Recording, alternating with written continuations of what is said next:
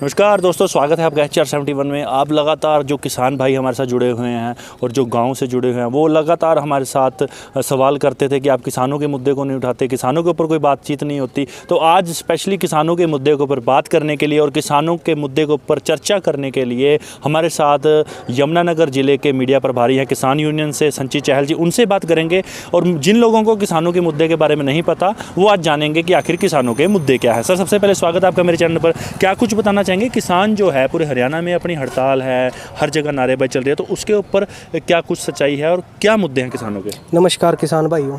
सबसे पहली बात ये है, अभी 5 जून 2020 को इस गंदी सरकार ने 3 काले अध्यादेश लेके आई है।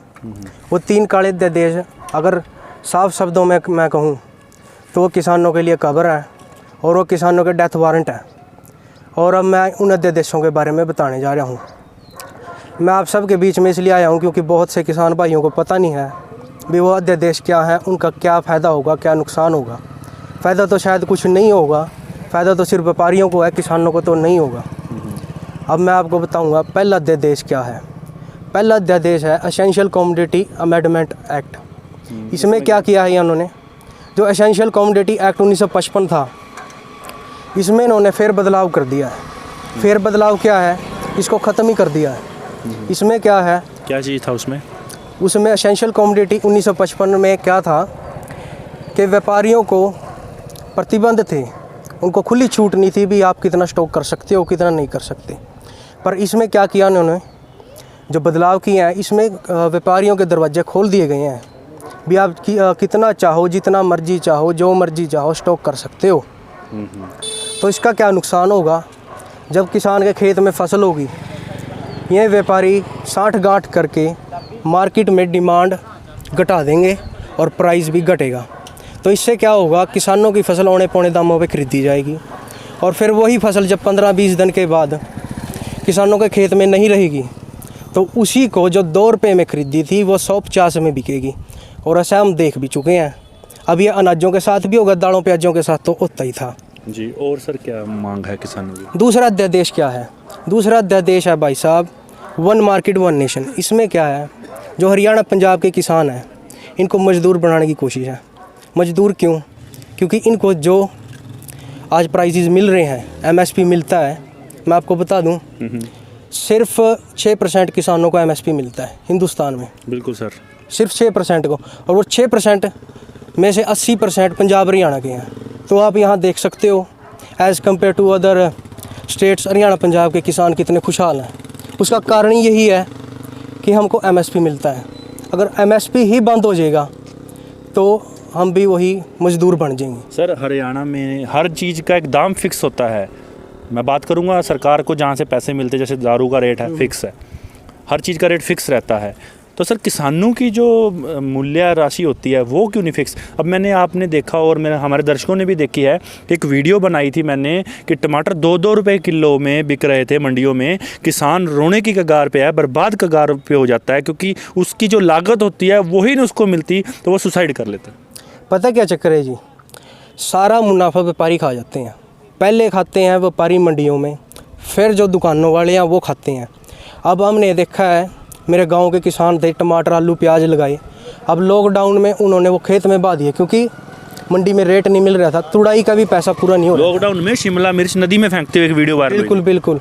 और महाराष्ट्र में किसानों ने लाखों लीटर मिल्क ऐसे ही बहा दिया क्योंकि वहाँ सिर्फ 17 रुपये मिलता है पर लीटर का, 17 से 27।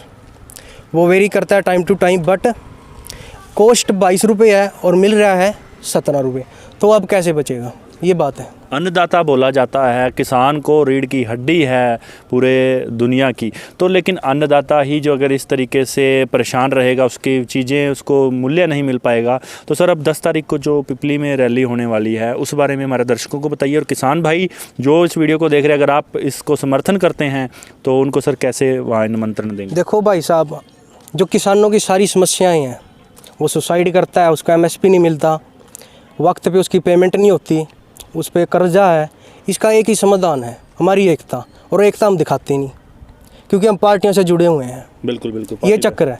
और अगर हम वहाँ इकट्ठे हो जाएं और अगर पीछे एक व्यक्ति वहाँ जाए तो मैं नहीं समझता भी कोई सरकार हमारी बातें ना माने। आपकी बात बिल्कुल सही है। किसान अब पार्टीबाजी में हो चुका है।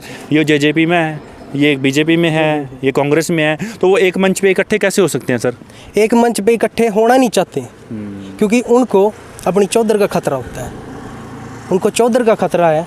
वो कहता है मैं तो बड़ा लीडर हूँ, मैं क्यों इनके मंच पे जाऊँ, किसान यूनियन के मंच पे क्यों जाऊँ। तो ये बस राजनीति है, गंदा खेल है। ये एक होना नहीं चाहते, इनमें चौधर करने की समस्या है। तो ये ऐसे सर, जैसे आप युवा हैं, तो आपको क्या लगता है कि आने वाला युवा जो है किसानी या खेतीबाड़ी करेगा? नहीं करेगा। वैसे सरकार छोड़ेगी भी नहीं क्योंकि जो तीसरा अध्यादेश है उसमें कॉन्ट्रैक्ट फार्मिंग को बढ़ावा दिया जा रहा है। उसमें दो पहलू हैं। पहला तो ये है कि कंपनी वाले फार्मर को अप्रोच करेंगे भी आप फ़लाँ चीज़ हमारे लिए ऐसे ऐसे उगाओ, उसमें पूरा कॉन्ट्रैक्ट हो जाएगा भी आपको इतना पैसा मिलेगा, इतना हम आपको प्रोड्यूस करना है, ये हमारी डिमांड है। बंधुआ किसान हो जाएगा। बंधुआ किसान हो जाएगा। और दूसरी वो क्या है, या फिर वो किसानों की ज़मीनें लीज़ पे लेंगे। लीज़ पे कैसे लेंगे? 2-4 एकड़ नहीं, 5-7-10 एकड़, 100 एकड़ नहीं, हज़ारों एकड़ के हिसाब से गाँव की ज़मीनें एक्वायर होंगी। वो होंगी और रेंट कुछ नहीं मिलेगा क्योंकि जब आमदनी नहीं रहेगी, जो अब हमको 1800 रुपये रेट मिलता है, 1850 मिलता है धान का, वो अगर हमें 1200 रुपये मिलेगा तो ऑटोमेटिकली स्वाभाविक बात है कि रेंट भी गिर जाएंगे। चलिए सर, अंत में चलते चलते हमारे दर्शकों को, किसानों को 10 तारीख के बारे में आमंत्रण दे दो। देखो जी, मैं अब आपको 3 अध्यादेश 3 शब्दों में बताऊंगा। पहला अध्यादेश जिसको ये farmer produce trade and commerce act कहते हैं, अगर किसानों को समझना है तो ये फार्मर प्रोड्यूस ट्रेड एक्ट को हम मंडी तोड़ो कानून भी कह सकते हैं। दूसरा क्या है इनका, ये जो इन्होंने एसेंशियल कमोडिटी एक्ट में बदलाव किया है, इसको हम काला बाजारी करो कानून भी कह सकते हैं अगर आपको सीधे शब्दों में समझना है। तीसरा क्या है? तीसरा है इनका कॉन्ट्रैक्ट फार्मिंग, इसको किसान या ज़मीन बंधुआ कानून भी कह सकते हैं। ये आपको शॉर्ट में मैंने बता दिया। और इन चीज़ों से छुटकारा लेना है तो वहाँ इकट्ठे होना पड़ेगा। वहाँ हमको सिर्फ सर दिखाने हैं, सर कटाने नहीं हैं, वहाँ दिखाने हैं।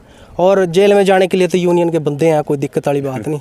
चलिए सर, बहुत बहुत धन्यवाद संजीत जी हमारे साथ बात करने का। तो ये संजीत चहल थे जो कि किसान यूनियन के सोशल मीडिया प्रभारी, और इन्होंने हमें स्पेशली तौर पे आमंत्रित भी किया है और हम भी वहाँ पर 10 तारीख को जरूर पहुँचेंगे। और आप भी पहुँचिए। अगर आपको ये वीडियो अच्छी लगी, अगर आप किसानों तक ये वीडियो पहुँचाना चाहते हैं तो इसको शेयर जरूर करें। ऐसी और भी वीडियोज़ आप लोगों तक लाता रहूँगा।